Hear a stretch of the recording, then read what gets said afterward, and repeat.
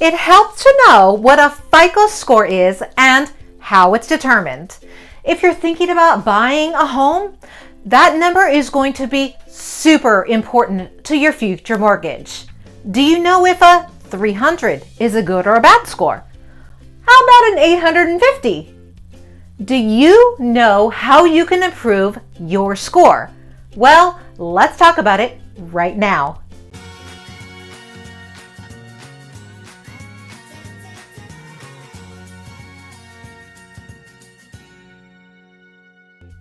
Hey everyone, I'm Casey Serafino-Lee, your realtor for the Hayward and surrounding communities. If you are thinking of purchasing a house or you're just in the planning stages, please download a copy of my free guide, Preparing to Purchase a Home. As always, I am here to help home buyers and sellers in the San Francisco East Bay, or really anywhere in the U.S. I can find you an agent that best suits your needs. And today we are talking about your FICO scores. The score is important whether you want it to be or not, because 95% of financial institutions use this number and get their scores from FICO. FICO weighs the information in your credit history. It is used to determine the factors in your repayment ability. According to myfico.com, there are 5 major factors that weigh into your credit score. Let's talk about those. Number 1, 35% of your score is based upon your payment history. Meaning, do you pay your bills on time or are you late? Number 2, 30% of your score is how much you owe, also called your capacity of credit. This is based on the amount of credit you've been extended and how much balance you carry on that credit. Number 3, 15% of your score is based on the length of your credit history. Which credit card or installment plan have you had the longest? Number 4, 10% of your score is the mix of your credit. The mix of your credit can be credit cards, car loans, school loans, etc.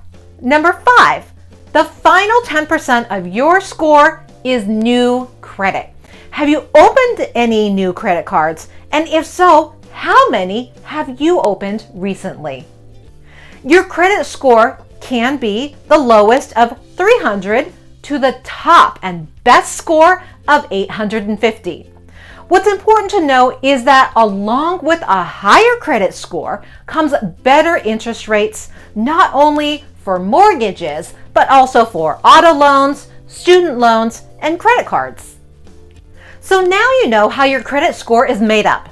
Let's say that you want to improve it or build your credit score. These are the ways that you can do that.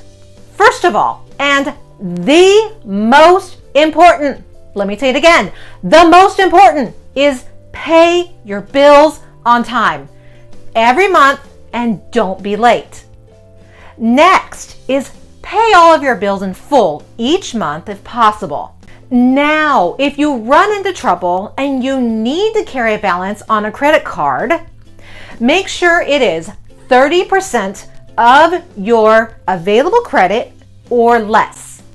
So here's my example. Let's use a round number for this example. You have a credit card that has a $10,000 credit limit. You want to keep your balance at $3,000 or less on that credit card.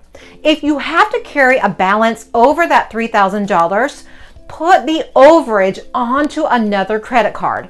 In essence, you'll need to carry 2 credit cards, but keep them both under that 30% or under. Next, even when you pay off a credit card, keep that credit card open. This is going to add life to the scoring of your length of credit history. It shows that you are able to manage your credit, you are able to pay your credit, and you're showing it over a long length of time. Next, avoid all the negatives to your credit. This is going to be bankruptcy, foreclosure, repossession of cars, short sales on homes, and ugly things like that. Finally, you want to be sure to look at your credit at least once a year. You want to be sure there are no inaccuracy or errors on it. And if there are, you want to go through the process of getting it removed. Every year, you can get a free copy of your credit from annualcreditreport.com, so use it. So here's the basics of your FICO score and getting a mortgage. If you have bad credit, you're gonna need to take a step back and work on correcting it, starting with the steps that I talked about previously. If your credit is really bad, you may need to go to a credit repair specialist. If your credit is considered fair, you can get a mortgage, but don't expect to get the best rates that you hear quoted on TV or the internet. Those are the rates that they save for the people that have good or great credit. These are the people who have established themselves and proven themselves through their credit score to be trustworthy to borrow money. If you liked this video, you might like this video or this video, and be sure to subscribe to my channel here. See you on the next one.